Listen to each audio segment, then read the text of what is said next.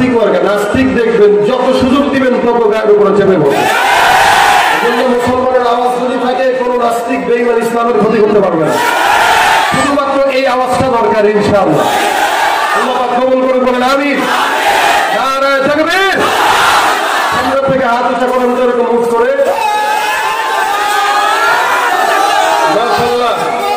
এই এটা কি? এটা কি? এই খুশি এটা কি? ইসলাম বিরোধী শক্তির জন্য আমাদের এই খুশি যথেষ্ট। ইসলাম বিরোধীদের জন্য আমাদের একটা দরকার ইনশাআল্লাহ, একতা আমাদের থাকবে তো ইনশাআল্লাহ। কোরআনের জন্য একসঙ্গে রাজি আছি তো ইনশাআল্লাহ। এখানে আওয়ামী লীগের ভাই আছেন, বিএনপির ভাই আছেন, জাতীয় পার্টির ভাই আছেন, জামাত ইসলাম আছে, চরমোনাই আছে। এই মুসলমান সব দল মানুষের ভিন্ন হতে পারে, কোনো আপত্তি নাই। ইসলাম যখন আমাদেরকে ডাক দিবে কোন দল আমরা তাকাবো না, কোন মতের দিকে তাকাবো না।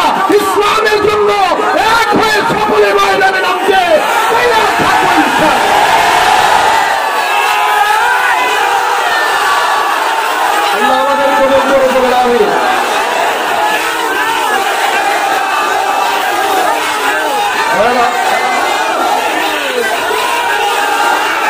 আল্লাহ পাক কবুল করে বলেন আমিন। শাহজালালের নির্ভীক সৈনিকেরা খতম করো নাস্তিকদের চেলা চামুন্ডা গোলা। অলিদের এই ভূমিতে বিপ্লবেরই মশাল জ্বালা, অলিদের এই ভূমিতে বিপ্লবেরই মশাল জ্বালা। ছুটে আয় শাহজালালের নির্ভীক সৈনিকেরা খতম করো নাস্তিকদের চেলা চামুন্ডা গোলা। শাহজালালের স্বপ্ন ছিল আল কোরআনের জ্বলবে আলো, সে আলো ছড়িয়ে দিতে, সে আলো ছড়িয়ে দিতে বিপ্লবেরই মশাল জ্বালা। ছুটে আয় শাহজালালের নির্ভীক সৈনিকেরা খতম করো নাস্তিকদের চেনা চামুন্ডা গোলা। ইনশাআল্লাহ আল্লাহ পাক কবুল করে বলেন আমিন।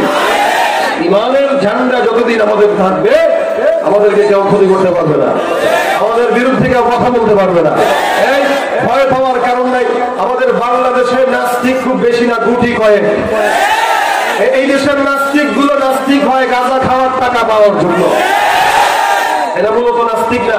ওর বাপ কিন্তু মুসলমান, ওর মাও ছিল মুসলমান, ওর দাদাও ছিল মুসলমান। ওই বয়সে এসে নাস্তিক কেন হয়েছে? বলে এটা খাইতে পারে না, এটা খাইতে পারে না। আমি ইন্ডিয়াতে প্রোগ্রাম করছি, সেখানে আচ্ছা কি করবেন বলেন? চিল্লাচিল্লি করে লাভ নাই তো, জায়গা কম। এত বড় মাঠেও যদি জায়গা না হয় তো কই যাবেন? এখন যারা থাকেন চিল্লাচিল্লি করেন না, সময় কম। শোনেন, কোনো কথা হবে না। বসার সুযোগ থাকলে বসে যান, বসার সুযোগ থাকলে বসে যান, নাহলে দাঁড়ায় থাকেন। এখন এরকম চাপে না, করবো কি? পিছন থেকে ধাক্কা দেন, পিছন থেকে ধাক্কা দেন। আরে আদর করে বসে দিচ্ছে, ধাক্কান, সবাই ধাক্কান। তাহলে থাক, বসেন। তাহলে কথা বলা যাবে না, চুপচাপ। কষ্ট করে হলেও শুনবো ইনশাআল্লাহ। তাহলে খামোশ। ইন্ডিয়াতে দল দুইটা, বামফ্রন্ট, আরেকটা হচ্ছে আপনার বিজেপি। এই যে বিজেপি আর বামফ্রন্ট, বামফ্রন্ট মূলত নাস্তিক সরকার। এখন এই নাস্তিক সরকারদের পক্ষেও মুসলমানরা স্লোগান দেয়। তা আমি একজনকে বললাম, ভাই এরা তো নাস্তিক, এই সরকার ক্ষমতায় আসুক, এটা আপনারা কেন চান? তো তারা বললো, হুজুর এরা নাস্তিক বলে আমরা ক্ষমতায় চাই। কেন? বলে এরা যদিও নাস্তিক কিন্তু এরা যেহেতু কোনো ধর্ম পালন করে না, সেই ক্ষেত্রে এরা হিন্দুদেরকেও মন্দির বানায় দেয়, আমাদেরকেও মসজিদ বানায় দেয়, খ্রিস্টানদেরকেও গির্জা বানায় দেয়। এরা সবাইকেই সহযোগিতা করে, কারণ ওদের কোনো ধর্ম নাই। ওরা প্রত্যেকটা মানুষকেই সহযোগিতা করে। এখন আমি চিন্তা করলাম, তাহলে আমাদের দেশের নাস্তিক যারা, ইহুদিদের ব্যাপারে এদের কোনো মাথা ব্যথা নেই, এদের কোনো খ্রিস্টানদের ব্যাপারে মাথা ব্যথা নাই, হিন্দুদের ব্যাপারেও কোনো মাথা ব্যথা নেই, যত চুলকারি মাথা ব্যথা সব মুসলমানদেরকে নিয়ে। তাহলে বুঝতে হবে ও যে কোনো একটা এজেন্ডা বাস্তবায়নের জন্য নাস্তিক হয়েছে, আর নয়তো গাঁজা খাওয়ার টাকার জন্য নাস্তিক হয়েছে। এরা খুব বেশি না, হাতে গোনা দুই একজন। এই দুই একজনকে ভয় পাওয়ার কোনো দরকার নেই। সমস্ত মুসলমান যদি একসঙ্গে ইমানের আওয়াজ দিয়ে তাকবীরের ধ্বনি দেয়, এর দু একজন এমনিই ভেসে চলে যাবে।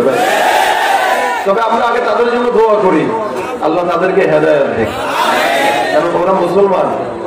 কোন মানুষ জাহান্নামে যাক এটা রাসূল চাইতো না, আমরাও চাই না।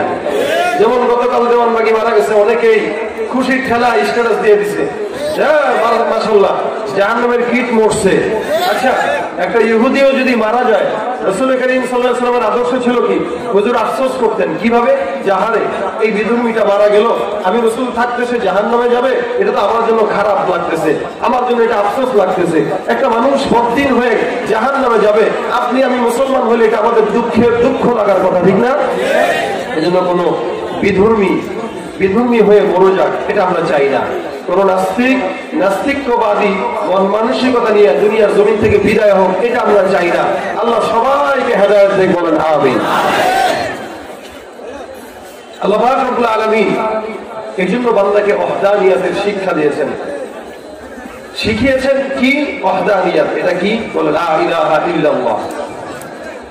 আল্লাহর সাথে সারা দুনিয়াতে অন্য কাউকে শরীক করা, এটা একমাত্র আল্লাহর সঙ্গে শিরিকের কাজ, এবং শিরিকের গুনাহ এত মারাত্মক গুনাহ, যে গুনার কোনো মাফ নাই, যে গুনার কোনো ক্ষমা নাই। আল্লাহ পাক বলেন, ইন্নাল্লাহা লা ইয়াগফিরু আন ইউশরাকা বিহি ওয়া ইয়াগফিরু মা দুনা যালিকা লিমান ইয়াশা। দুনিয়াতে একমাত্র রব্বুল আলামিন মানুষের শিরিকের গুনাহ ছাড়া যা গুনাহ আছে সব মাফ করে দেয়। এখন এটা জেনার গুনাহ হোক, মানুষের চুরির গুনাহ হোক, এরপরে কারো জীবনের গুনাহ হোক, সব গুনাহ তওবা যদি করে আল্লাহ মাফ করে দিতে পারে। কিন্তু তওবা করলেও এমন একটা গুনাহ আছে যেটা আল্লাহ তওবা ছাড়া, একদম খাঁটি তওবা ছাড়া মাফ করেন না, যদি সে ঈমানদার না হয়। এটা হলো শিরিকের গুনাহ। লাগাতার কেউ শিরিক করতেছে, আবার কেউ গোপনে গোপনে অজান্তে শিরিক করতেছে। অজান্তে শিরিক কি? বলে পীরের পায়ে সেজদা করা, এটাকে সওয়াব মনে করে সে করতেছে, মাগার তার অজান্তে এটা শিরিক হয়ে যাচ্ছে। আমাদের দেশে আছে না, অনেক জায়গায় আছে। এটার আবার ব্যাখ্যা দিয়ে কি বলে জানেন? বলে এটা আমরা তাযীমান সেজদা করতেছি। তাযীমান বলেন, তাযীমান বলেন, আর মূলত বলেন সেজদা একমাত্র আল্লাহর জন্য, এটা অন্য কারোর জন্য না। যদি সেজদা দেওয়া জায়েজ হইতো, রাসূল করিম সাল্লাল্লাহু আলাইহি ওয়াসাল্লাম বলেন, সেজদা যদি কেউ কাউকে দেওয়া জায়েজ হইতো, তাহলে সন্তানদেরকে বলতো অথবা স্ত্রীকে বলতো, তুমি তোমার স্বামীকে করো, অথবা সন্তান তোমার বাপ মাকে করো। কারণ রাসূল বলেন সেজদা যেহেতু দেওয়া জায়েজ নাই, তাহলে আল্লাহর দুনিয়াতে কোনো পীর বলেন, কোনো মুর্শিদ বলেন, কারো পায়ে সেজদা করা হারাম, হারাম, হারাম। এটা একমত আপনারা? এখন তাযীমান বলেন, যে কোনো ভাবে বলেন, সেজদা হবে আল্লাহর কাছে, আল্লাহর কদমে। আল্লাহ বলেন ওয়াসজুদ ওয়াক্তারিব, যত সেজদা করবা তত আল্লাহর নিকটবর্তী হবা। আল্লাহ পাকের নিকটবর্তী হইতে গেলে সেজদা করা দরকার, সেটা মালিকের কদমে সেজদা। এই জন্য আল্লাহ পাক ওয়াহদানিয়াতের আমল শিখাইছেন, লা ইলাহা ইল্লাল্লাহ। আমরা তো ঈমান আনলাম, আমানতু বিল্লাহি ওয়া মালাইকাতিহি ওয়া কুতুবিহি ওয়া রাসূলিহি ওয়াল ইয়াউমিল আখির ওয়াল কদরি খাইরিহি ওয়া শাররিহি মিনাল্লাহি তাআলা ওয়াল বাসি বাদাল মাউত। প্রত্যেকটা মুসলমান ঈমানদার যারা নিজেদেরকে ঈমানদার দাবি করে, এই ঈমানটা, এই কালেমাটাও সে নিজে পড়েছে। কালেমায় কি বলা হয়? আমানতু বিল্লাহি ওয়া মালাইকাতিহি, আমরা আল্লাহর প্রতি ঈমান আনলাম, তার সমস্ত ফেরেশতার উপরে ঈমান আনলাম, তার আখিরাতের উপরে ঈমান আনলাম, তার কিতাব সমূহের উপরে ঈমান নিয়ে আসলাম। সমস্ত দুনিয়ার ভালো মন্দ খারাপ যা কিছু আছে সব একমাত্র আল্লাহর হাতে। তাকদীরের উপরে ঈমান আনলাম, আখিরাতের উপরে ঈমান আনলাম, এবং দুনিয়ার জিন্দেগি থেকে যাওয়ার পর আরেকটা জিন্দেগি আসবে, যেই জিন্দেগিটাকে আল্লাহ পাক রব্বুল আলামিন আপনাকে আমাকে আল্লাহর সামনে দাঁড়া করাবে। এ মুসলমান, ওই কবরের উপরে ঈমান আনলাম, পুনরুত্থান জীবনের উপরে ঈমান নিয়ে আসলাম। এই প্রত্যেকটা মুমিন ঈমানদার যদি কেউ হয়, এই কালেমাটা সে অবশ্যই পড়বে। আল্লাহ পাক বলে, ঈমান যদি সব কিছুর উপরে তোমরা এনে দাও, তাহলে খবরদার আল্লাহ ছাড়া অন্য কোনো নেতা, অন্য কোনো পীরের কদমের ভিতরে সেজদা অথবা চাটা যাবে না। আল্লাহ পাক রব্বুল আলামিনের ওয়াহদানিয়াতের শিক্ষা বান্দার জন্য দেয়া যায়। শুরুতে আল্লাহ পাক বলে, বান্দা আমি আল্লাহ পাক রব্বুল আলামিনকে বিশ্বাস করা উদ্দেশ্যের উপরে। আল্লাহ পাক বলেন, যালিকাল কিতাব লা রাইবা ফিহি হুদাল লিল মুত্তাকিন, এটা মুমিনদের জন্য পথ প্রদর্শক। আমি আল্লাহ পাক রব্বুল আলামিন বললাম আল্লাযীনা ইউমিনুনা বিল গায়ব, যারা মুমিন তাদের প্রথম নম্বর গুণ হবে অদৃশ্যের প্রতি ঈমান রাখা। এই মুমিনদের সর্বপ্রথম গুণের ভিতরে আল্লাহ পাক তার ওয়াহদানিয়তের শিক্ষা দান করে দিয়েছেন। বান্দা দুনিয়ার জমিনে হাটে চলো, বাজারে চলো, মাঠে চলো, যেখানেই চলো না কেন বান্দা তুমি সব জায়গায় একমাত্র আল্লাহর কদমেই চেষ্টা করো, গোলামি করো আল্লাহ। তুমি দুনিয়ার জিন্দেগিতে খাও তো আল্লাহ, পড়ো তো আল্লাহ, আসমানের মালিকও আল্লাহ, জমিনের মালিকও আল্লাহ। এ মুসলমান, গোটা জমিনকে আল্লাহ পাক রব্বুল আলামিন একমাত্র কার উপকারের জন্য সৃষ্টি করেছেন? বলে বান্দা তোমার উপকারের জন্য সৃষ্টি করেছেন। আসমানটা কার উপকারের জন্য? জমিনটা কার উপকারের জন্য? পাহাড়টা কার জন্য? সমুদ্রটা কার জন্য? রব্বুল আলামিন বলে সব কিছু বান্দা তোমার জন্য। হে বান্দা, তুমি মনে রাখবা দুনিয়ার জিন্দেগিতে যা কিছু তাকাও না কেন সব কিছু যদি তোমার জন্য হয়, বান্দা তুমি এখন কার জন্য? প্রশ্নটা চলে আসে। আল্লাহ পাক বলে দুনিয়ার জিন্দেগিতে সব কিছু তোমার জন্য, আর তুমি বান্দা একমাত্র আমি আল্লাহর জন্য। বান্দা যদি আল্লাহর জন্য হয়, আল্লাহ পাক বলে তাহলে তোমার জন্য তোমার কি কি সুবিধা জানো নাকি?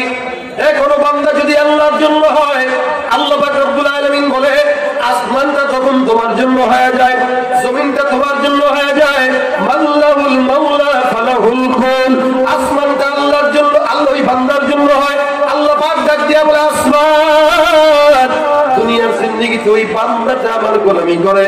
এখন সুতরাং বান্দাটা আসমান থেকে বৃষ্টি চায়, রোদের ভিতরে বৃষ্টি হয় না, গ্রীষ্মকাল কিন্তু বৃষ্টি হয় না, শীতকাল কিন্তু শীত নামে না।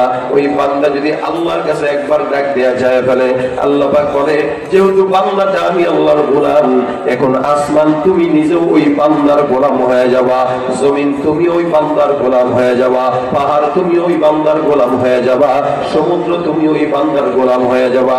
আল্লাহ পাক বলেন আল্লাহুল মাওলা ফালাহুল কুল, আরে তোমার জন্য যদি আমি আল্লাহ পাক রব্বুল আলামিন হয়ে যাই, সমস্ত বিশ্বজাহান একমাত্র বান্দা তোমার জন্য হয়ে যাবে। ভাইরা আমার, সহজ হিসাবে এটা আল্লাহ পাক রব্বুল আলামিন বান্দার জন্য হয়ে যায় যখন নাকি আমরা আল্লাহর জন্য হই। আপনি দুনিয়ার জমিনে নেতার পিছনে ঘুরেন কেন? সামান্য 2 টাকা 5 টাকা লাভের জন্য ঘুরেন, অথবা পীরের দরজায় ঘুরেন কেন? সামান্য লাভের জন্য ঘুরেন। অথবা এমপির পিছনে ঘুরেন কেন? সামান্য 2-4 টাকা লাভের জন্য ঘুরেন।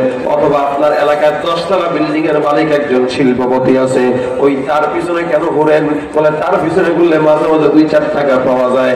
না না, আল্লাহ বলে তুমি যে 10 তলা বিল্ডিং এর মালিকের পিছনে ঘুরো, ওই মালিকটাও কিন্তু ফকির, আমি আল্লাহ একাই শুধুমাত্র বড় লোক, ঠিক কিনা? আল্লাহ পাক বলেন ইন্নাল্লাহা গনিয়্যুন ওয়া আনতুমুল ফুকারা, দুনিয়ার জিন্দেগিতে ধনী যদি থেকে থাকে আল্লাহ, আর যদি সবাই যত বান্দারা আছে বড় লোক নিজেদেরকে দাবি করে, যত বড় টেক্সটাইল মিলের মালিক হোক না কেন, যত বড় লুঙ্গি কোম্পানির মালিক হোক না কেন, যত বড় চেয়ারম্যান হোক না কেন, যত বড় মন্ত্রী হোক না কেন, যত বড় এমপি হোক না কেন, যত বড় শিল্পপতি হোক না কেন, আল্লাহ পাক বলে দুনিয়ার জমিনে সব হলো ফকির, একমাত্র ধনী হলাম আমি আল্লাহ। আপনারাও ফকির, আমিও ফকির, শুধু আমি না, আমার বাপেও ফকির, দাদাও ফকির, 14 গোষ্ঠী ফকির। আপনারাও ফকির, আপনাদের বাপরাও ফকির, 14 গোষ্ঠী ফকির। কেন? আল্লাহ বলেন ইন্নাল্লাহা গনি ওয়া আনতুমুল ফুকারা, এই শুধুমাত্র ধনী তো আমি আল্লাহ, তোরা তো সব ফকির, সব ফকির, সব ফকির। সুতরাং যে শিল্পপতির পিছনে ঘুরো টাকার জন্য, যে বড় লোকের পিছনে ঘুরো টাকার জন্য, ও তো মানুষের টাকা চুরি করে তারপরে 10 তলা বানাইছে, তুমি মনে করছো তোমারা দিবে? বরং সুযোগ মোতাবেক তোমার যে 10 কাঠা জায়গা আছে পারলে ওইটাও চুরি করে নিয়ে যাবে, দিবে তো দিবে। কারণ যে সারা জীবন চুরি করে 10 তলা বিল্ডিং বানাইছে, সারা জীবন চুরি করে প্রাণ গাড়ি নিছে, সারা জীবন চুরি করে এলাকায় বড় মার্কেট করছে, ও তো সুযোগ পাইলে আপনারও চুরি করবে। এই জন্য এমন রবের পিছনে ঘুরেন যেই রবের কাছে চাইলে আল্লাহ পাক দিতে দেরি করে না। সুবহানাল্লাহ। এই নেতার পিছনে একবার ঘুরবেন, একবার যাবেন, 2 বার। নেতা বাদ দিলাম, আপনার বাবার কাছেও যদি আপনি মাসে 10 বার টাকা দেন, বাপ বেজার হয়ে যায়। আরে টাকা কয়বার দেওয়া যায়? একবার দিলাম, 2 বার দিলাম, 3 বার। মাসে যদি 14 বার টাকা চাও, কিভাবে দিব? কিন্তু রাসূল বলেন মান লাম ইয়াসআলিল্লাহ ইয়াগদাব আলাইহি, দুনিয়ার জিন্দেগিতে কোনো বান্দা যদি আল্লাহর কাছে না চায়, আল্লাহর হাবিব বলেন আল্লাহ পাক রব্বুল আলামিন ওই বান্দার উপরে রাগান্বিত হয়। ভাইরা আমার, মাকে যদি কেউ একবার ডাক দেয়, মায়ের কাছে যদি কেউ যায়, বলে আম্মা, বলে কি, বলে আম্মা গো, বলে হ্যাঁ বলো, ও আম্মা, বলে কি কিছু বলবা নাকি? সন্তান বলে না না, এমনি মহব্বতে সাথেছি। মা বলবে বাবা পাগলা গারদ তো পাশেই আছে, পাঠানো লাগবে নাকি? ঠিক না? আরে এতবার ডাক দিতেছো কেন? 14 বার ডাক দিলে কোনো কথা নাই। বাবাও যদি কোন সন্তান যদি বাবারে ডাক দেয় আব্বা আব্বা আব্বা আব্বা, বাবা বলবে গাপ খাজা, কেমন সময় ডিস্টার্ব করিস না। রব্বুল আলামিন বলে বান্দা তুমি যেখানেই থাকো না কেন, উযকুরুল্লাহ যিকরান কাসীরা, বান্দা তুমি মাঠেও থাকো, ঘাটেও থাকো, অফিসেও থাকো, যেখানেই থাকো, একমাত্র জবান দিয়ে 24টা ঘন্টা ডাকো কাকে? বলে আল্লাহকে। আল্লাহ কোনদিন বেজার হয় না, যতবার ডাকতেন ততবারই আল্লাহ শুনে। দুনিয়ার কোন এমন মানুষ নাই যেই মানুষটা আল্লাহকে ডাকলে আল্লাহ শুনবে না। আল্লাহকে যদি কেউ ডাক দেয়া বলে আল্লাহ, তোমাকে যদি ফজরের পরে ডাক দেই তুমি কি শুনবা? রব্বুল আলামিন বলে মালিক শুনবো। আল্লাহ পাক রব্বুল আলামিন বলে বান্দা শুনবো। বান্দা যদি বলে আল্লাহ যোহরের পরে যদি ডাক দেই তুমি কি শুনবা? আল্লাহ বলে বান্দা যোহরের পরেও ডাকলে আমি শুনবো। বান্দা যদি ডাক দিয়ে বলে আল্লাহ আসরের পরেও ডাকলে তুমি কি শুনবা? আল্লাহ পাক বলে বান্দা আসরের পরেও ডাকলে শুনবো। বান্দা যদি ডাক দিয়ে বলে আল্লাহ মাগরিবের পরে ডাকলে কি শুনবা? আল্লাহ পাক রব্বুল আলামিন বলে অবশ্যই বান্দা শুনবো। আল্লাহর কাছে যদি ডাক দিয়া বলে আল্লাহ এশার নামাজের পর রাত 10টায় যদি তোমার ডাক দেই তুমি শুনবা কিনা? আপনারা বলেন আল্লাহ পাক শুনবে কিনা? আরে চেয়ারম্যান সাহেবের কাছে যদি যান, ওরে উপজেলা চেয়ারম্যান সাহেব খুব দিল দরদি, কিন্তু রাত 4টার দিকে যদি যায় বলেন চেয়ারম্যান সাহেব একটা বিচার ছিল, কথা শুনবে? আমি হইলে শুনতাম, কেন শুনবো না? প্রত্যেকটা ডাকের একটা সময় আছে, প্রত্যেকটা কাজের একটা মুহূর্ত আছে। আল্লাহ পাক রব্বুল আলামিনকে যদি কোনো বান্দা ডাক দেয় বলে আল্লাহ, আপনাকে যদি রাত 12টার দিকে ডাক দেয় আপনি কি শুনবেন? আল্লাহ পাক বলে বান্দা রাত 12টা কেন, 1টা কেন, 2টা কেন, ফজর কেন, যখন মন চায় ডাকো। আমি আল্লাহকে ডাকতে দেরি মাগার আমি আল্লাহ শুনতে দেরি করি না। ঘর আদিও দাওনা ভরা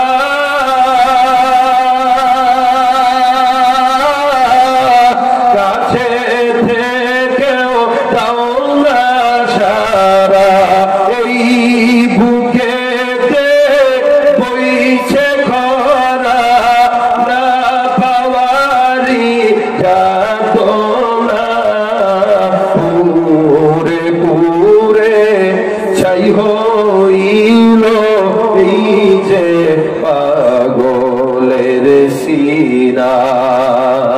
মাওলা তোমায় ভালোবেসে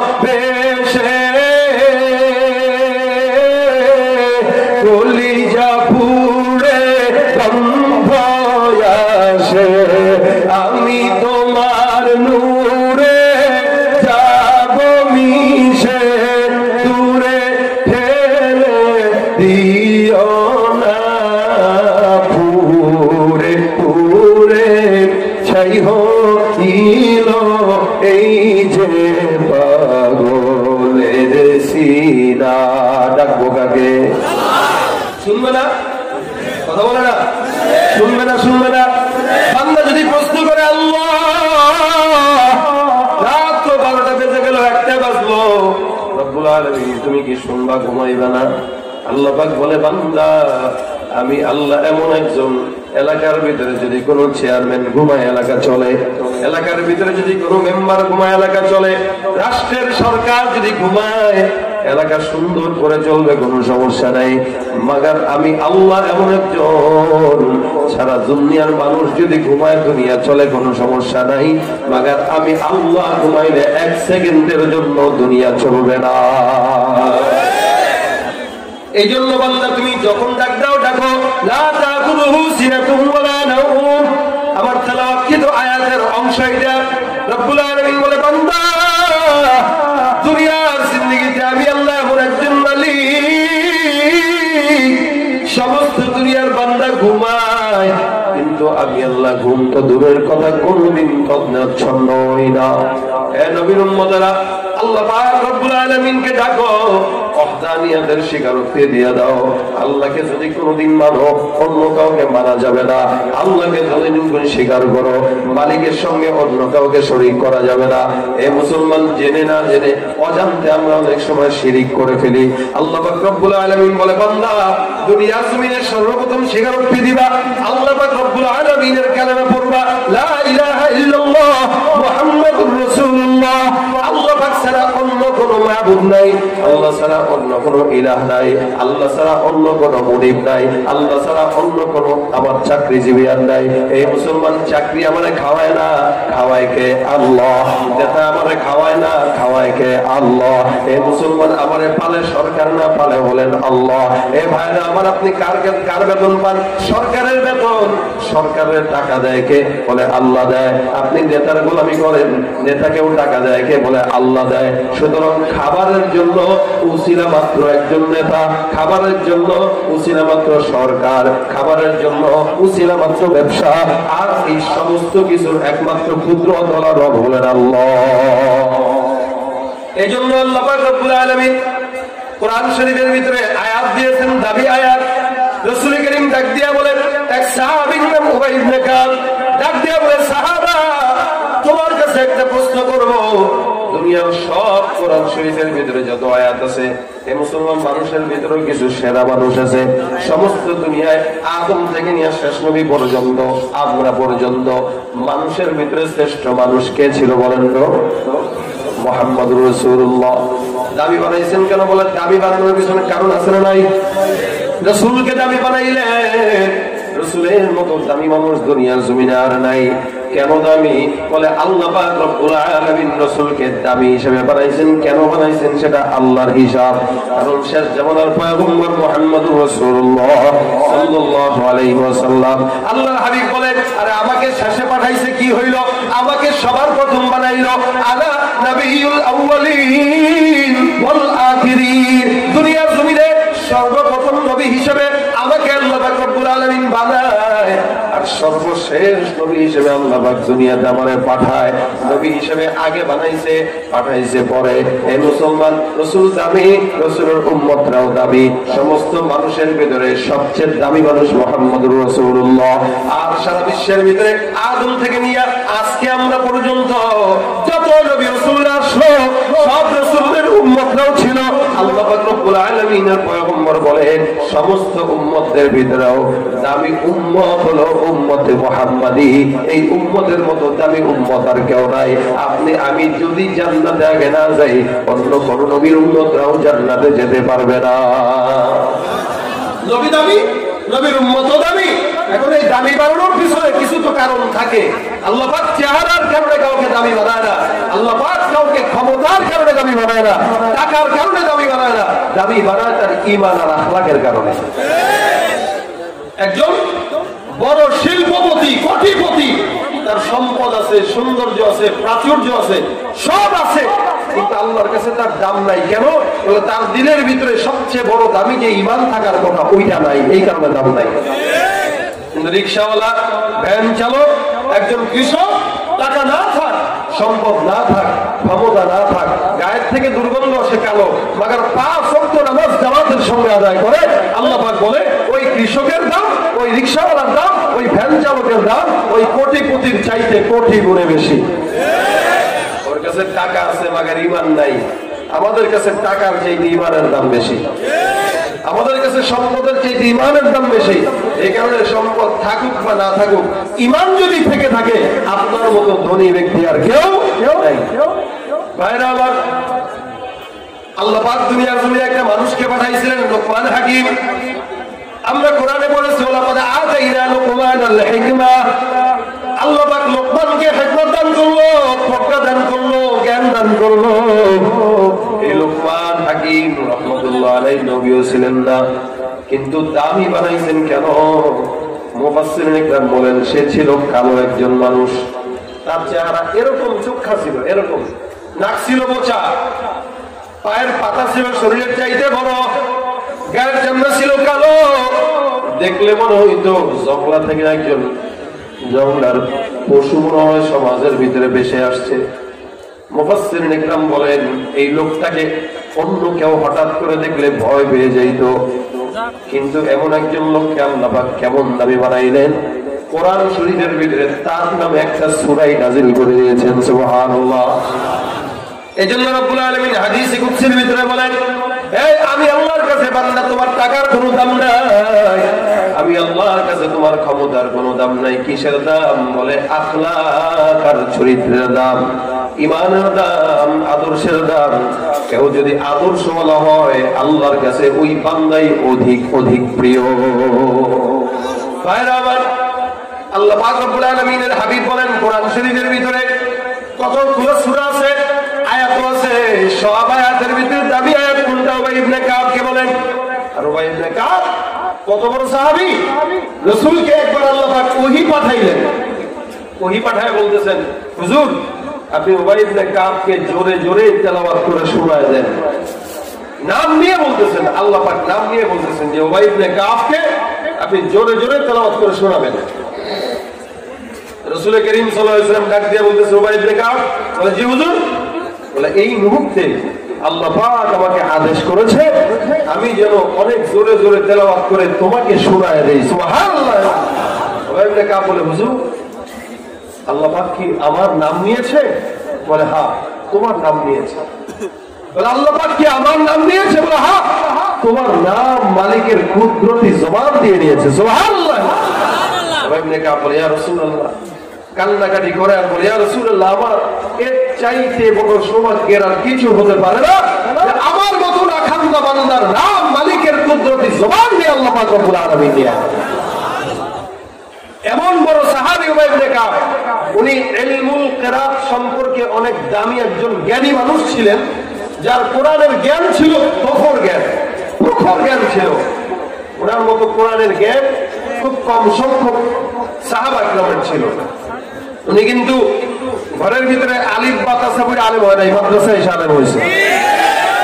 তাসকিয়া মাদ্রাসায় যারা পড়ে এরাই কোরআনের গভীর জ্ঞান তারা অর্জন করতে পারে। তাহলে আল্লাহ রাসূল ডাক দিয়ে বলে, বলো তো একটু কোরআন শরীফের ভিতরে সবচেয়ে দামি আয়াত কোনটা? আচ্ছা বলেন, গোটা কোরআনের ভিতরে সূরা আছে কয়টা বলেন? জানেন? আলহামদুলিল্লাহ। সেদিন ফেসবুকে দেখলাম এক ভদ্রলোক কয়েকজন মুসলমানদের প্রশ্ন করে যে, ভাই কোরআন শরীফের সূরা কয়টা?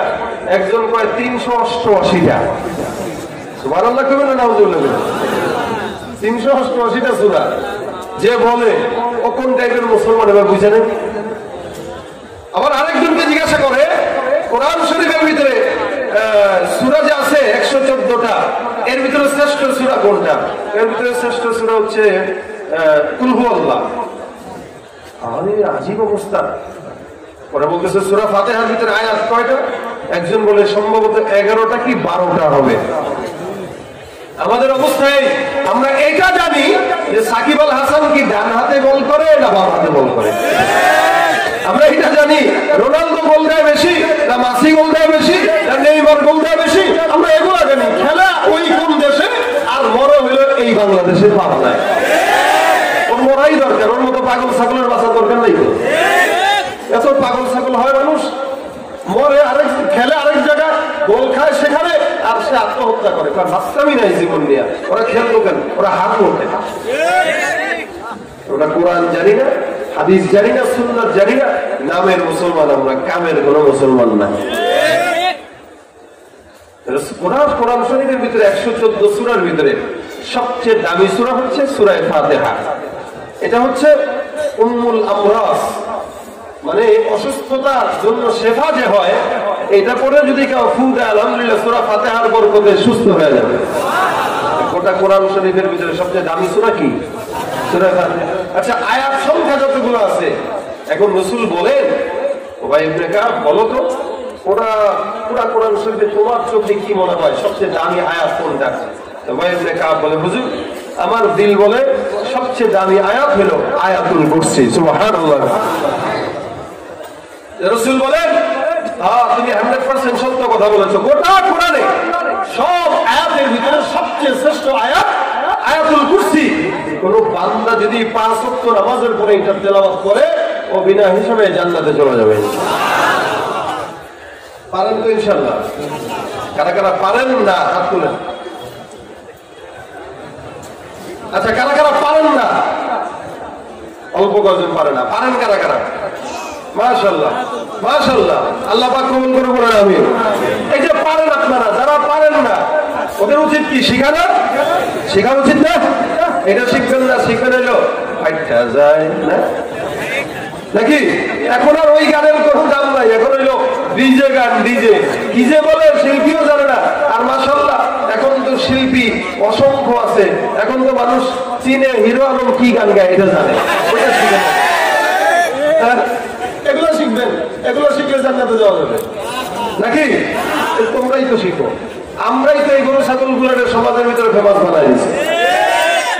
টল করতে করতে এখন সেরকম হয়েছে আমি সারা দুনিয়া চলবে না, আমি হলাম এলাকার ভিতরে সবচেয়ে। এগুলো শেষ জামানার একটা আলামত কিয়ামতের, যে মূর্খরা সমাজের ভিতরে মানুষের কাছে পরিচিত হবে এবং সমাজের ভিতরে নেতৃত্ব কর্তৃত্ব ঘাটাইতে চাবে। এটা কিয়ামতের আলামত, তো তার তো দোষ নাই।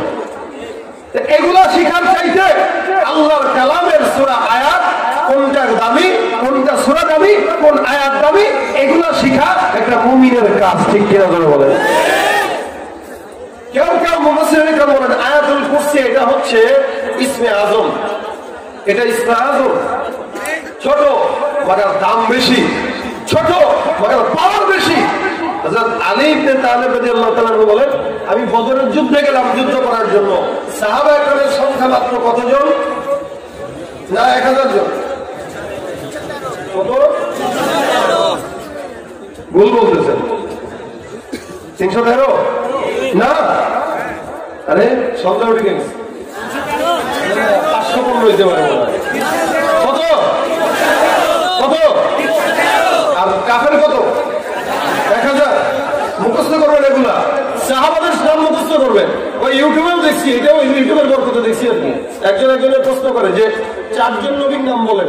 এখন প্রশ্নকারী প্রশ্ন করার পরে জবাবদাতা জবাব দিতেছে আবু বকর, ওমর, ওসমান, আলী। এরা বলে 4 জন নবী। সুবহানাল্লাহ, নাউযুবিল্লাহ। 4 জন নবী যদি আবু বকর, ওসমান, ওমর, আলী হয় তাহলে বলেন তো ওরা যদি জিজ্ঞাসা করে তোর বাপ কোনটা, ও নিজে বলতে পারবে না। এত বড় ব্যাকুল কেউ হয় সমাজে? নবী বলে আবু বকর। আমরা এগুলো শেখা দরকার আমাদের। 313 জন সাহাবী যুদ্ধের ময়দানে গেছে জিহাদ করতে। এদের কাছে তরবারিও নাই, লাঠিও নাই, ঘোড়াও নাই, কিচ্ছু নাই। কি নিয়ে গেছে?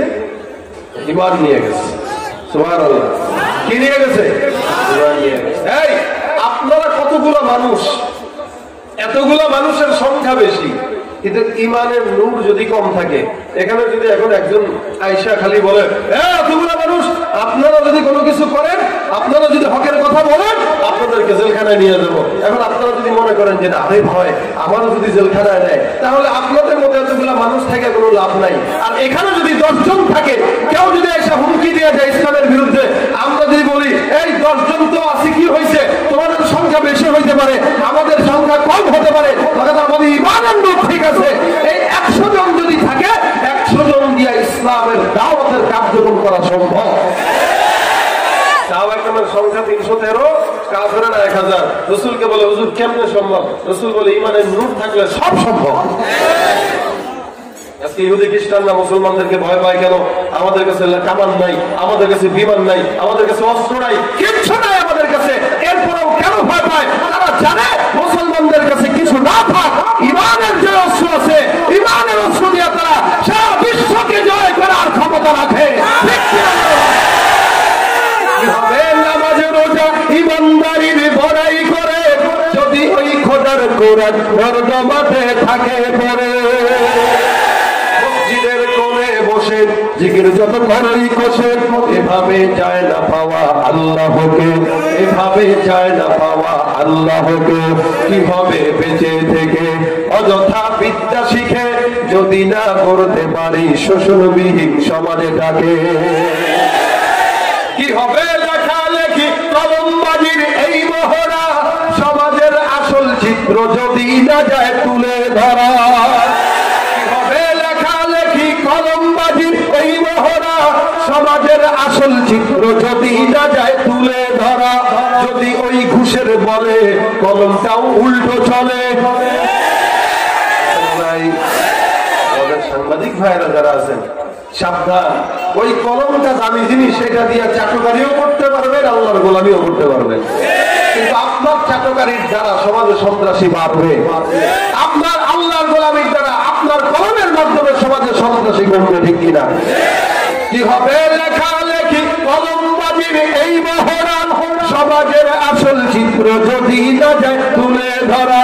যদি ওই ঘুষের বলে কলমটাও উল্টো চলে, তবে কি যাবে রোখা দুর্নীতিকে? কি হবে বেঁচে থেকে অযথা বিদ্যা শিখে যদি না করতে পারি শোষণবিহীন সমাজটাকে, ঠিক কিনা? কি হবে শেষ নবীর উম্মত বলে দাবি করে যদি ওই নবীর যে আর কাদিয়ানীরা দখল করে? নবীর জন্য যদি রক্তের বহে নদী, তবুও হটবো না এই দাবি থেকে। কি হবে বেঁচে থেকে অযথা বিদ্যা শিখে যদি না করতে পারি শোষণবিহীন সমাজে থাকে, ঠিক কিনা? হকের পথে থাকবো না, থাকবো না। ইমানের অস্ত্র এটা অনেক দামি। আল্লাহ পাক রব্বুল আলামিন সাহাবায়ে কেরামদেরকে সহযোগিতা করবেন, এটা হলো কথা। সমস্ত সাহাবায়ে কেরাম 313 জন গেছে। আলী বলেন আমি কিছুক্ষণ পর চিন্তা করলাম রাসূলের কাছে একটু যাওয়া দরকার, রাসূল কি করে একটু দেখে আসি। রাসূলের কাছে যেয়া আলী দেখে আল্লাহর হাবিব সিজদায় অবস্থায় দুইটা দোয়া করে, একটা হলো ইয়া হাইয়ু ইয়া কাইয়ুম। যে ইয়া হাইয়ু ইয়া কাইয়ুম নামটা আয়াতুল কুরসির শুরুতেই আছে, আল্লাহু লা ইলাহা ইল্লা হুয়াল হাইয়্যুল কাইয়্যুম, শুরুতেই আছে। এখন রাসূল দোয়া করতেছেন ইয়া হাইয়ু ইয়া কাইয়ুম ইয়া হাইয়ু ইয়া কাইয়ুম ইয়া হাইয়ু ইয়া কাইয়ুম। মসজিদে নববীর ভিতরে পয়গম্বর একদিন নামাজ আদায় করে, এক সাহাবী নামাজের পর এই দুইটা দোয়া করে আল্লাহর কাছে ডাক দেয়া বলে রব্বুল আলামিন তোমার কাছে দুই নামের উসিলায় যাই। সাহাবায়ে কেরামদেরকে ডাক দেয়া পয়গম্বর বলে সাহাবায়ে কেরামের দল, এই সাহাবীটা নামাজের পরে দুইটা নাম নিয়ে বারবার ডাক দেয়। নাম দুইটা হলো ইয়া হাইয়ু ইয়া কাইয়ুম। ইয়া হাইয়ু মানে চিরঞ্জীব আল্লাহ, দুনিয়ার জিন্দেগিতে সবাই মরবে, সবাই বিদায় হবে, বাঁচবে কে? এ ভাইরা আমার, সমস্ত মানুষের সব কথায় মতানৈক্য আছে, এই কথাটায় মতানৈক্য নাই। ইহুদিরাও মানে, নাসারাও মানে, নাস্তিকরাও মানে, খ্রিস্টানরাও মানে, প্রত্যেকটা মানুষের মরণ একদিন হবেই হবে।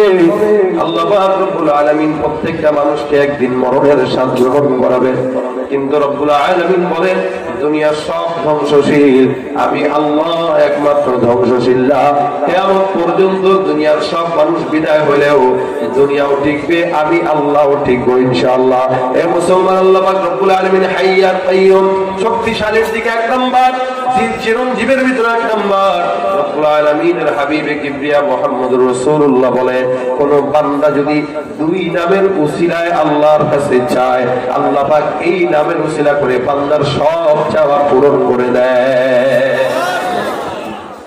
আলী বলেন আমি মসজিদে নববীর ভিতরে আয়েশা দেখি, আমি রাসূলের কাছে আয়েশা দেখি আল্লাহর হাবিব দোয়া করেন, আসমানের দিকে দু হাত তুলে ডাক দেয়া বলে আল্লাহ,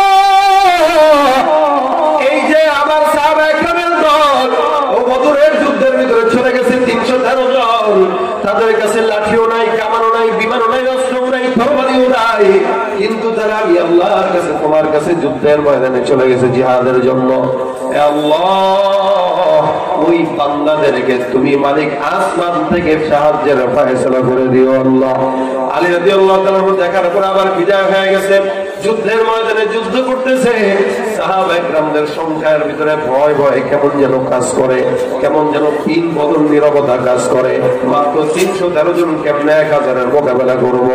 আলী রাদিয়াল্লাহু তাআলা বলেন আমি আবার দ্বিতীয়বারের জন্য পয়গম্বরকে দেখার জন্য যাই। আমি আবার যে দেখি পয়গম্বর একই দোয়া করে আল্লাহর দরবারে কান্নাকাটি করে, আসমানের দিকে তাকায়, সিজদা পড়ে কাঁদে, আর ডাক দিয়া বলে আল্লাহ, তোমার হাইয়্যুল কাইয়্যুম নামের নামের উসিলায় তোমার কাছে চাই, আসমান থেকে তুমি গায়েবী ফয়সালা করে দাও, আমার উম্মতদেরকে বদরের যুদ্ধে আসমানের ফেরেশতাদেরকে দিয়া তুমি সহযোগিতা করে দাও। দোয়া করেন কে? বলে মুহাম্মদুর রাসূলুল্লাহ সাল্লাল্লাহু আলাইহি ওয়াসাল্লাম। ভাইরা আমার, আল্লাহর হাবিব দোয়া করেন। আল্লাহর হাবিবের দোয়া আর আল্লাহর দয়ার মাঝখানে কোনোদিন পর্দা থাকে না। রাসূল দোয়া করতে দেরি হয়, আল্লাহ পাক রব্বুল আলামিন দোয়া কবুল করতে দেরি হয় না। সাহাবায়ে কেরামরা যুদ্ধের ময়দানে জিহাদ করে, হঠাৎ করে তাকায় দেখে আরে কোন কাফেরকে যদি আঘাত দেয় একটা, ওই কাফেরের গায়ে আঘাত লাগে তিনটা। মারে যদি একটারে, মরে তো তিনটা। আরে ব্যাপারটা কি বুঝলাম না। আল্লাহ পাক বলে পয়গম্বর, আমি আল্লাহ পাক এমন একটা সৈন্য দল পাঠিয়ে দিলাম যাকে দেখাই যায় না। ওয়াজনুদাল্লাম তারাউহা, এমন সৈন্য দল পাঠাইলাম যেই সৈন্য দলটা আমি আল্লাহর সৈন্য হইয়া ওই 313 জন সাহাবীর সঙ্গে হইয়া সাদা কাপড় পরে তরবারি নিয়া কাফেরদের মোকাবেলায় বদরের যুদ্ধে সাহাবাদের সঙ্গে হয়ে জিহাদ করা শুরু করে দিয়েছে। সাহাবায়ে কেরামরা জিহাদ করে আর কাফেররা মরে আর মরে, মরে আর মরে, মরে আর মরে। আল্লাহ পাক বলে আমি যখন মুসলমানদের সঙ্গে হই, আমি আল্লাহ পাক রব্বুল আলামিন তাদেরকে সাহায্য করার জন্য এমন সৈন্য দল পাঠায়া দেয় যে সৈন্য দলকে কোনোদিন চোখ দিয়া দেখা যায় না, আর যাকে চোখ দিয়া দেখা যায় না তাকে প্রতিরোধ করা যায় না। যেমন তাকে আল্লাহ পাক রব্বুল আলামিন ওই বিধর্মী বেঈমানদেরকে শায়েস্তা করার জন্য বাংলার জমিনে সারা বিশ্বের ভিতরে করোনা ভাইরাস পাঠায় দিয়েছে। এটা চোখে দেখা যায় না। অজনুদান নাম তারাওহা, এমন সৈন্য পাঠায় যাব যেই সৈন্য চোখে দেখা যাবেই না। কেমনে ফিরাইবা? আল্লাহ পাক রব্বুল আলামিন বলে, বান্দা যেহেতু তোমরা নারগিস আসলে প্রতিরোধ করো, বুলবুল তুফান আসলে প্রতিরোধ করো, মূলত প্রতিরোধ কি আমরা করি না আল্লাহ করে? আরে নদীর ভিতরে যাইতেছে, নৌকায় উঠছে, তুফান আর তুফান। এখন আমরা যদি তুফানের ভিতরে পড়ি, ডাকি কাকে?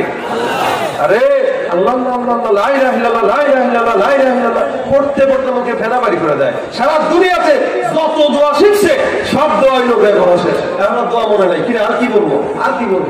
আল্লাহ পাক কোন মতে দয়া করে বাঁচায়া নৌকাটা কিনারে ভিড়াইছে। এখন কয় এমন ড্রাইভার ছিল, শালাই ড্রাইভার না হইলে বাঁচতেই পারতাম না। নৌকা কি বলে হুন্ডা চালাইতেছে মনে করে আপনাদের এই আটঘরিয়া রোড দিয়া, কঠিন চালানি, 120-এ চালানি। এখন মাঝখান দিয়ে একটা ছাগল করে গেছে, ছাগল এখন কি করবে? কোন মতে সাইড কেটে বাঁচছে। পিছনে দোস্ত কয়, দোস্ত রে তুই যদি না হইতি আজকে তামাতা মারা যেতাম বেটা। আল্লাহ কয় বাঁচাইলাম আমি আর তুই দেখতে পারা সমস্ত ক্রেডিট দেশ হুন্ডাওয়ালা রে।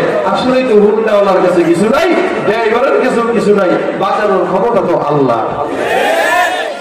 আল্লাহ মেহেরবান গাদা পালোয়ান না, আল্লাহ দয়া করছে, এখন গর্ধবটা পালোয়ান হয়ে গেছে। আল্লাহ পাক বলে ঠিক আছে, সবকিছুর কর্তৃত্ব তুমি অন্যকে দিয়া দাও। এখন করোনা ভাইরাস দিয়া দিলাম, দেখি তো ফিরাও কেমনে। ফিরানোর মতো কোনো ক্ষমতা সারা বিশ্বের কোন সরকারের নাই। এটা হইল আল্লাহর সৈন্য, যাকে চোখে দেখা যায় না। উল্টা পাল্টা করবেন, আল্লাহ এমন সৈন্য পাঠাবে তলে তলে আপনারা খাইবে, আপনি দেখতেও পারবেন না, প্রতিরোধ করতে পারবেন না। আল্লাহ পাক যদি চায়, সেই বদরের যুদ্ধে যেমন সাহাবায়ে কেরামদেরকে সাহায্য করেছিল, এখনো আল্লাহ পাক পারেন না? পারে না বলেন তো?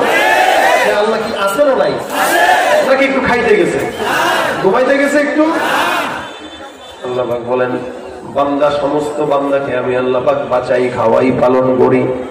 দুনিয়ার সব মানুষরা একটু না একটু ক্লান্ত হয়, আমি আল্লাহ ক্লান্ত না।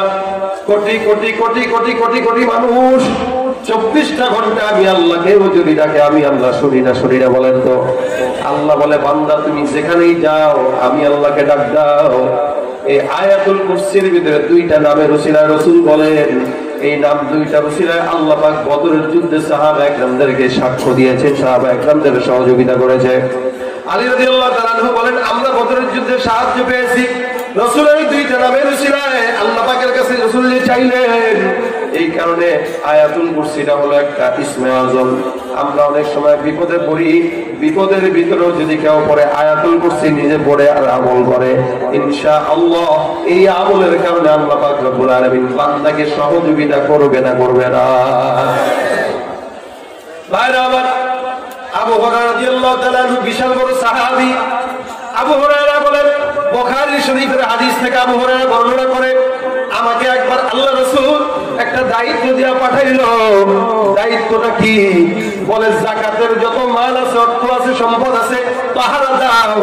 আবু হুরায়রা বলে আমি পাহারা দেওয়ার জন্য, যাকাতের মালের জন্য পাহারা দিতে দাঁড়ায় গেলাম। রাত যখন গভীর হয়ে গেল, আবু হুরায়রা ডাক দিয়া বলে আমি পাহারা দিতেছি, হঠাৎ করে ঘরের ভিতরে একটা চোর ঢুকলো। চোর, এই চোরটা ঘরের ভিতরে যখন ঢুকলো, আবু হুরায়রা ধরে ফেলছেন চোরটারে।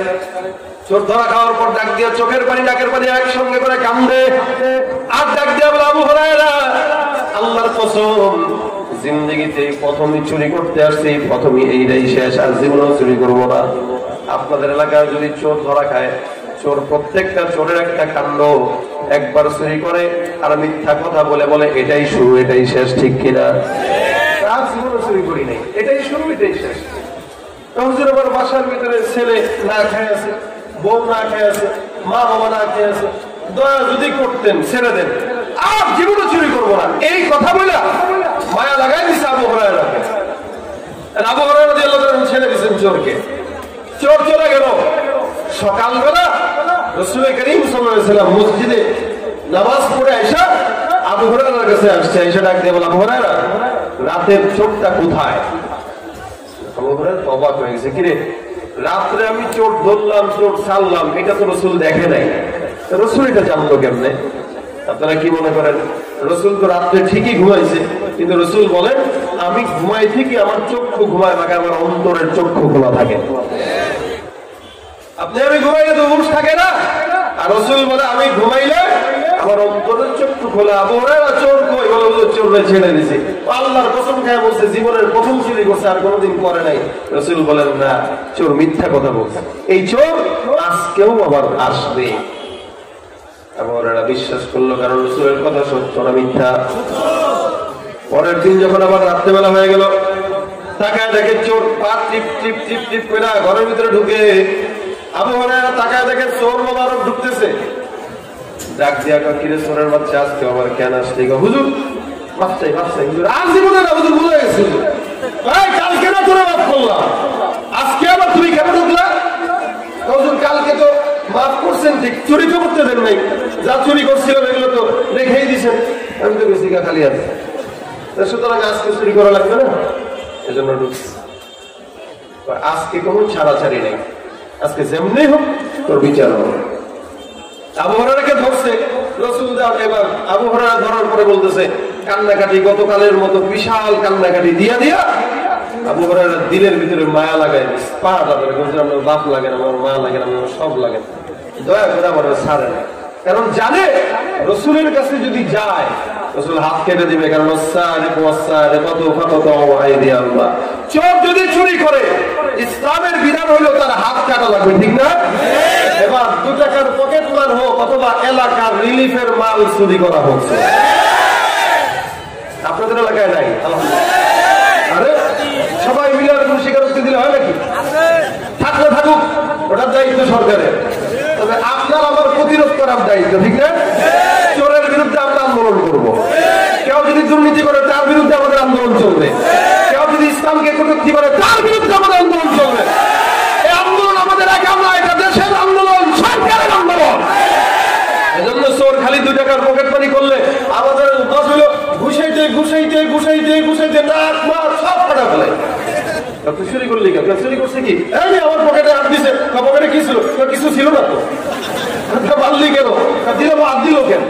আচ্ছা ও মাত্র 2 টাকা চুরি করছে অথবা করে নাই, করতে গেছে আর আপনি মায়ের আধা করা বানায় দিচ্ছেন, আর যে আপনার কম্বলটা চুরি করে তারও তো কিছু বললেন। চোর যেই হোক, বড় হোক ছোট হোক, তাকে বিচার করা লাগবে না লাগবে না? ইসলামের বিধান কি হাত কাটা? এই দায়িত্ব আপনার আমার না, এটা হলো ইসলামী রাষ্ট্রের সরকারের দায়িত্ব। সরকার করবে তাহলে এটা হবে, না করলে হবে না। তাহলে চোর মনে রাখবেন একটা কথা, আরেকটা গল্প মাঝখান দিয়ে ঢুকাই। এটা হলো আবু বকর রাদিয়াল্লাহু তাআলার জামানায় এক চোর ধরা খাইছে। ধরা খাওয়ার পরে আবু বকর ধরছে, এবার চোর মাফ টাপ চায়, হুজুর জীবনের প্রথম চুরি করছি, মাফ করেন। আবু বকর বলে মাফ করতে গেলে একটা কমিটির সঙ্গে পরামর্শ করা লাগবে। কমিটির লোককে বলে হযরত ওমর রাদিয়াল্লাহু তাআলা। এখন চোরের মাথা তো গরম হয়ে গেছে, কয় কি এতগুলা মানুষ থাকতে আপনি ওমরকে ডাক দিবেন কেন? হুজুর আপনি যা বিচার করার করে ফেলেন, ওমরকে ডাকেন না, কারণ হেউ জানে ওমর যাকে দেখলে শয়তানও ডরায়। আবু বকর ডাক দিয়ে বলে, হুজুর বলেন তো, এই চোর চুরি করছে, এখন একে একে কি মারা যাবে না মাফ করবো, কোনটা? ওমর রাদিয়াল্লাহু তাআলা বলতেছেন, চোর চুরি করছে, ধরছেন আপনি, মাফ করবেন না করবেন না হিসাব হলো আপনার, এটা তো আমার হাতে না। কারণ আপনার দিল কি বলে, এটারে মাফ করলে কি ভালো হবে না সাইজ করলে ভালো হবে? এই এক একজনের বিচার এক এক রকম। কিছু ছেলে আছে একটা ভুল করে, বোঝাইলে শোনাইলে সে শুনে, আর কিছুগুলো আছে এটারে মায়ের ছাড়া কোনো কথা চলে না, এটারে মার দেওয়া লাগবে, নাহলে এটা সোজা হবে না।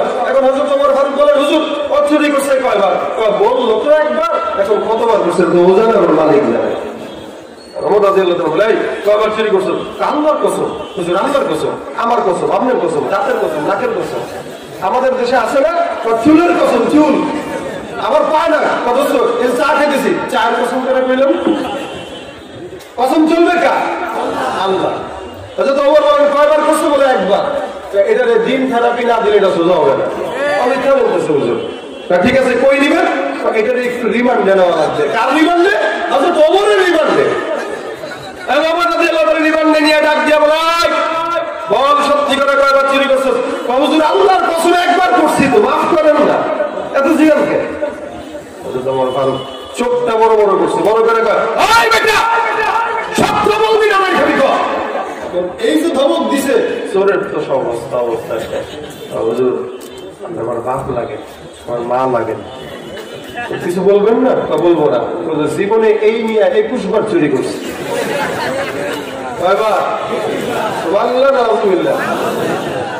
তোমার কথা এতক্ষণ মিথ্যা কথা বললি, হুজুর বাঁচার জন্য তো মিথ্যা বলাই লাগে। কত চোর আছে সমাজ, এই যে দাঁড়া রয়েছে একদম গায়ে গায়ে লেগে লেগে, সবাই কিন্তু মাফিল শুনতে আসে নাই, মোবাইল মোবারক চুরি করতে আসছে। ফেসবুকের আমল কিন্তু বরবাদ হয়ে যাবে রাতে বেলা, খবরদার, পকেট সাবধান। আমার দিনের বিশ্বাস এখানে কোনো চোর নাই। কি বলেন?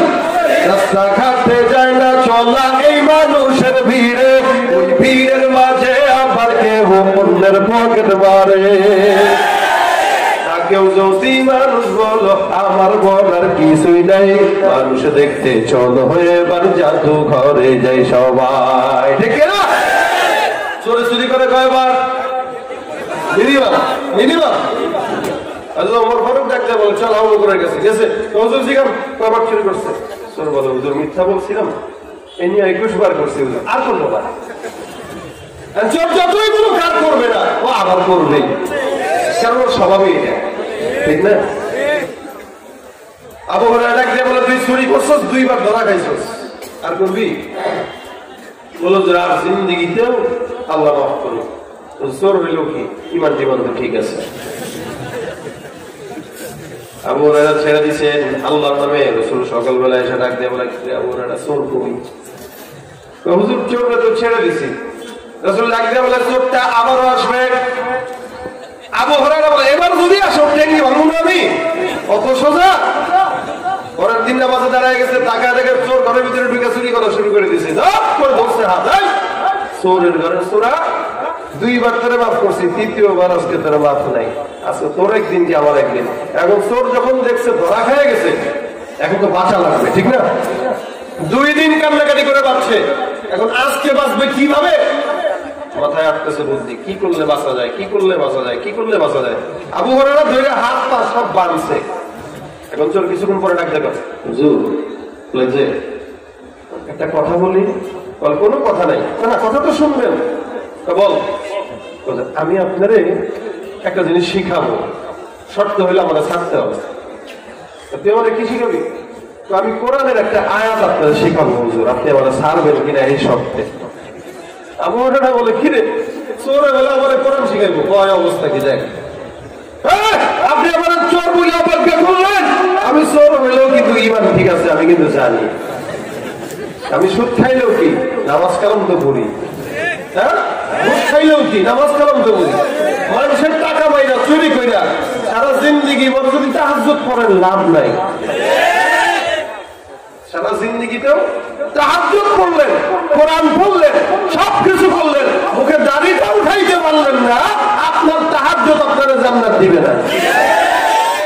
এবার বুঝেন আপনার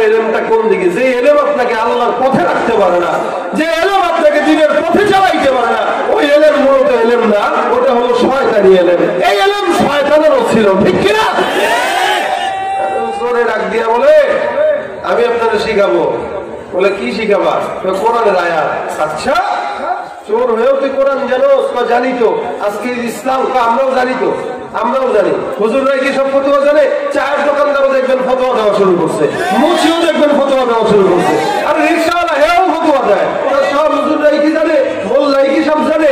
আমরা কিছু জানি না, তুই জানোস, জানতে জানতে জানোয়ার হয়েছিস তুই। এই জন্য ফতোয়া সবাই দিতে যাবেন না। কোরআনের গভীরতার এলেম এটা একমাত্র যারা মাদ্রাসায় কোরআন রিসার্চ করে এদের আছে। আপনি একা একা পড়ে কিছু জিনিস জানতে পারবেন, কিন্তু গভীরে ঢুকতে পারবেন না। আমিও ডাক্তারি বই পড়ে কিছু ওষুধের নাম জানবো, মাগার তলের খবর জানবো না। যেটা ডাক্তার জানবে, যেটা ইঞ্জিনিয়ার বুঝবে, ওইটা আমি বুঝবো না। ঠিক আলেম যেটা বুঝবে ওইটা আপনি বুঝবেন না। ওরা বলে কি আর শিখাইবে বলো?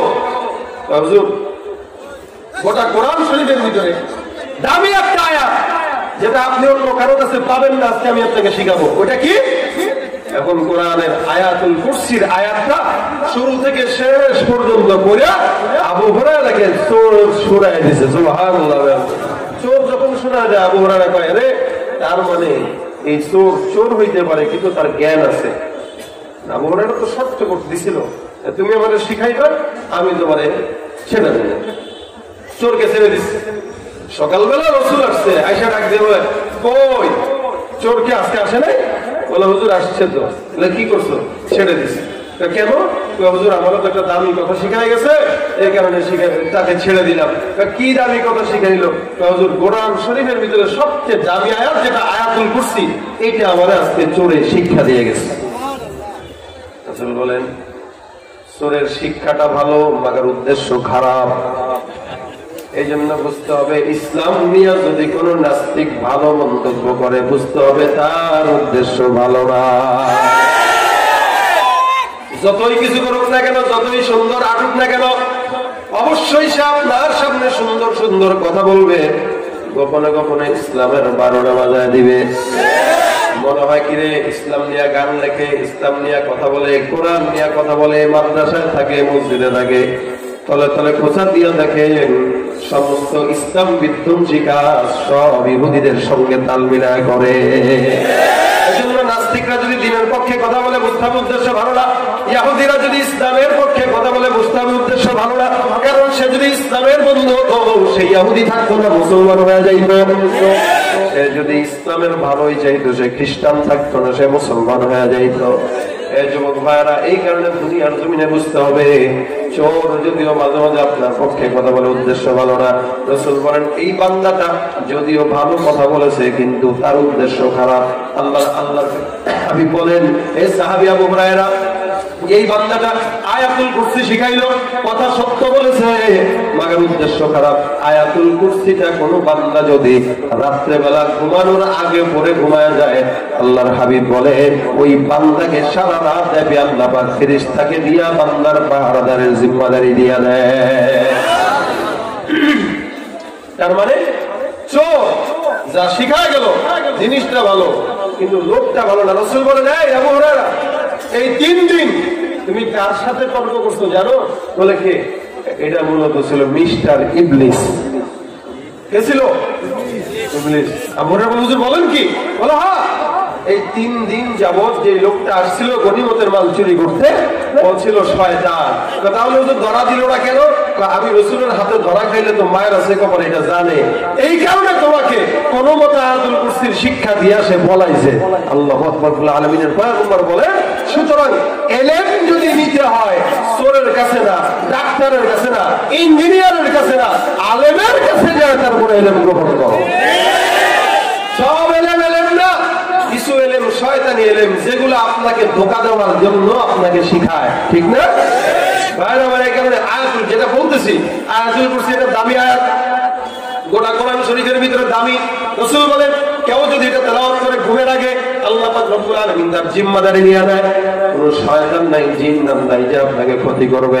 এ মুসলমান, প্রত্যেকদিন রাতে ঘুমের আগে এই আয়াতুল কুরসির আমলটা করতে পারবো না? পারবো না? করবো। আর সকালে বলেন করবো, ইনশাআল্লাহ।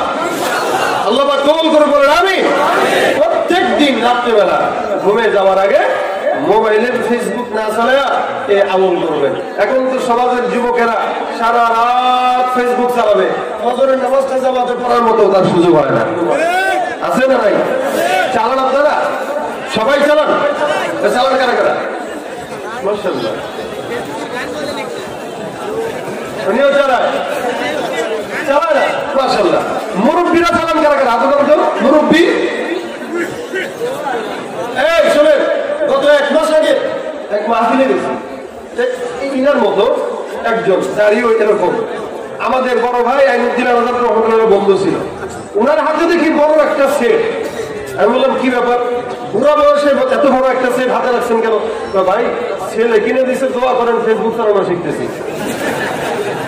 ফেসবুকের দোয়া চাইতেছে, মানুষের দোয়া চায়, একটা দোয়া করেন ব্যবসায় যেন বরকত হয়, আর এ দোয়া চায় ফেসবুক যেন চালান শিখতে পারে। আপনারা যে ফেসবুক চালান, এই যে ফেসবুকটা সমাজের ভালো দিকও আছে, খারাপ দিকও আছে, ঠিক না? ভালো দিক আছে, খারাপ দিকটা বেশি। ফেসবুক যারা চালায় এরা মনে করে গোটা দুনিয়ার সব কিছু মনে হয় ফেসবুকটার ভিতরেই। এরা মনে করে কি এই একটা রাষ্ট্র ফেসবুক, আমি হইলাম এই রাষ্ট্রের প্রধানমন্ত্রী, আমি যাহা বলিব তাহাই হবে। যা কিছু সব ফেসবুকের ভিতরে লাগে, ভালো করলেও লাগে, খারাপ করলেও। হ্যাঁ, ফেসবুক চালাবেন, আজকের মাহফিলের ছবি তুলে ফেসবুকে দেন, যারা এই মাহফিলের বিরোধিতা করেছে ওদের খাওয়াদানি শুরু হয়ে যাবে। এটা ইমানের দাওয়া, ঠিক না? ফেসবুক চালাবেন ঠিকই, দ্বীনের খেদমতের জন্য। এমন ভাবে চালাবো না কিছু থেকে কিছু হইলে ফেসবুকে বন্ধুর বিরুদ্ধে লেখা শুরু করে দেয়।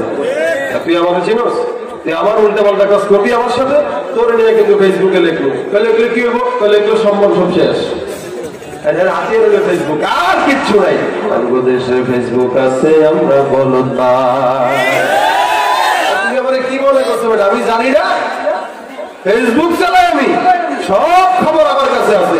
এখন ফেসবুকে সত্য খবরও আসে, মিথ্যা খবরও আসে, আছে না নাই? ডিজিটালে বাংলাদেশে কত কিছু দেখার আছে, দেখতে গেলে শেষ হবে না, অল্প দেখো ভাই। পোলা মাইয়া জোয়ান পুরা একই রোগে খাইছে ধরা, আধুনিকতার হাওয়া গায়ে লাগছে তাই। কিছু বলুক না কেন গায়ে লাগে না, আমরা কিন্তু চালাক জাতি, মোটেও ভয় পাই না। আমগো দেশে ফেসবুক আছে, আমরা বলদ না। আমগো দেশে ফেসবুক আছে, আমরা বলদ না, ঠিক না? এতটুকু গাইতে পারবেন সবাই? আমগো দেশে ফেসবুক আছে, আমরা বলদ না। আমগো দেশে ফেসবুক আছে, আমরা বলদ না। আদৌ বাংলা কারে বলে কিছুই জানে না, বড়দের সম্মান করা মানতে পারে না। একজনে একাধিকে আইডি চালায় ভাই, ফেক আইডির নাম কত প্রকার তারও জানা নাই। সবার মরদ পোলায় সাজে ফেসবুকেতে মাইয়া, মাইয়ারা সব পোলা হইছে ফেসবুক পাইয়া। কেমনে জানেন? এক একজনের মেয়ে মানুষ আইডি চালায়, পোলার আইডি। এক একজনের ছেলে আইডি চালায় মেয়ে। বাস্তব জীবনে মেয়ে হইলো আইডিতে ছেলে। মাইয়ারা সব পোলা হইছে ফেসবুক পাইয়া। কি এক আজব জামানাতে আমরা পড়লাম ভাই, কোনটা ছেলে কোনটা মেয়ে চিনার উপায় নাই। এই সুবিধা ফেসবুক দিছে, আর কেউ দেবে না। আমগো দেশে ফেসবুক আছে, আমরা বলদ না। আমগো দেশে ফেসবুক আছে, আমরা বলদ না, ঠিক না? ঠিক। লাইক কমেন্ট আর শেয়ারের দামটা অনেক বেশি, যে যত লাইক পায় সে হয় তত সেলিব্রিটি। তুই 100 লাইক পাস, আমি 5টা পাই নাই। যে যত লাইক পায় সে হয় তত সেলিব্রিটি। কেউ ভাই আবার লাইক কমেন্টের ভিক্ষার ঝুলি নিয়া, মাছের ছবি দিয়া কইব আমি লেখেন মিয়া। আচ্ছা, মাছের সাথে আমিনের সম্পর্ক কি বলেন? গত 2 মাস আগে একটা স্ট্যাটাস দিছে একজন ফেসবুকে, যে রোড অ্যাক্সিডেন্টে 4 জন মানুষ গাড়িতে ইন্তেকাল করছে, সকলে আল্লাহ পাক তাদেরকে জান্নাত নসিব করুক। আচ্ছা বলেন, এখানে কমেন্ট হবে কি? হ্যাঁ, এক ভদ্রলোক সেখানে লিখতেছে সো নাইস। হ্যাঁ, দেখছেন? মিথ্যা কথা বলছি, আসানোর জন্য বলছি। আচ্ছা বলেন, এই বলদটা গাছে জন্মায় না ফেসবুকে জন্মায়? লাইক কমেন্ট আর শেয়ারের দামটা অনেক বেশি, যে যত লাইক পায় সে হয়তো তো সেলিব্রিটি। কেউ পায় আবার লাইক কমেন্টের ভিক্ষার ঝুলি নিয়া, পাশের ছবি দিয়া কইব আমি লেখেন মিয়া। সুকার মিয়া ফলোয়ার সুযোগ কইরা দিছে, লিস্টে না ঝুলা থাইকা চুপচাপ থাকবা বসে। কালা মাইয়া ধলা সাইডা প্রোফাইল দা ছবি, সেই ছবি দেখা যুবকরা সব হইতাছে ছবি। লাইক দিবেন নি? লাইক দিবেন নি? দেন। হ্যাঁ, আসলে তো ফেক আইডি সব মাইয়ার আইডি না, পোলায় পোলায় চলতেছে আপনি নিজেও জানে না। আরে সুবিধা কে দিছে? এই সুবিধা ফেসবুক দিছে, আর কেউ দেবে না। আমগো দেশে ফেসবুক আছে, আমরা বলদ না। আমগো দেশে ফেসবুক আছে, আমগো দেশে ফেসবুক আছে, আমরা বলদ না। আমগো দেশে ফেসবুক আছে, আমরা বলদ না। ঠিক না বেরে? যত প্রকার শত্রুতা সব বন্ধু সাইজা করে, অন্যের ভালো দেখা শুধু হিংসা জইলে মরে। ঠিক না? পড়ালেখা কর্মকাণ্ড সবকিছু বাদ দিয়া, পিচ্ছি বলা চালায় ফেসবুক গভীর মন দিয়া। দুই বন্ধুর মাঝে যদি ঝগড়া বিবাদ হয়, সরাসরি না কইয়া সব ফেসবুকেতে কয়। ফেসবুক এখন সংসদের হাইকোর্ট হইয়া গেছে, তাই বললাম সব বলক তুলা বিচারপতি হয়েছে। করে ঘোষণা, আমগো দেশে ফেসবুক আছে, আমরা বলদ না। আমগো দেশে ফেসবুক আছে, আমরা বলদ না। আমগো দেশে ফেসবুক আছে, আমরা বলদ না। আমগো দেশে ফেসবুক আছে, আমরা বলদ না।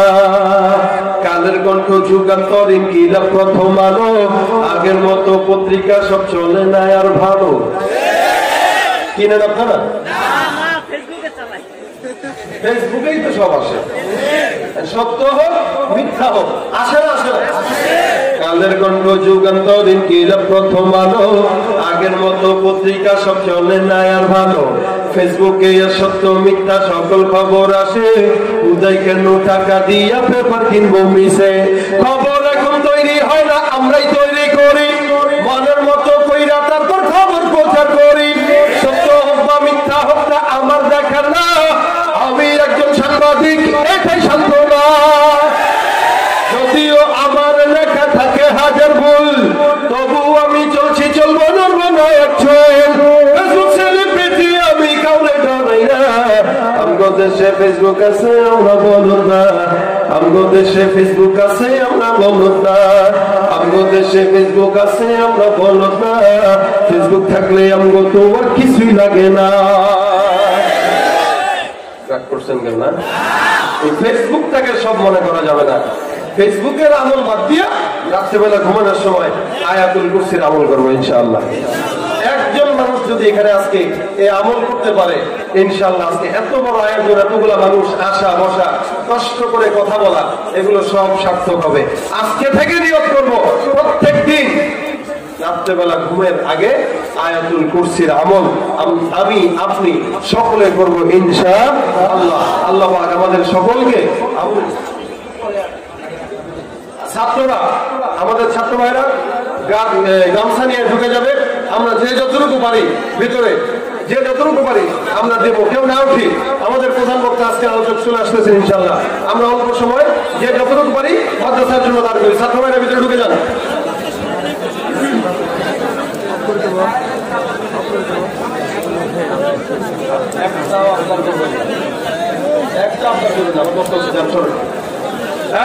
এক ভাই ফরিদপুর জহুরুল ইসলাম 500 টাকা দিয়েছে, আরো অসংখ্য মানুষরা দান করতেছে।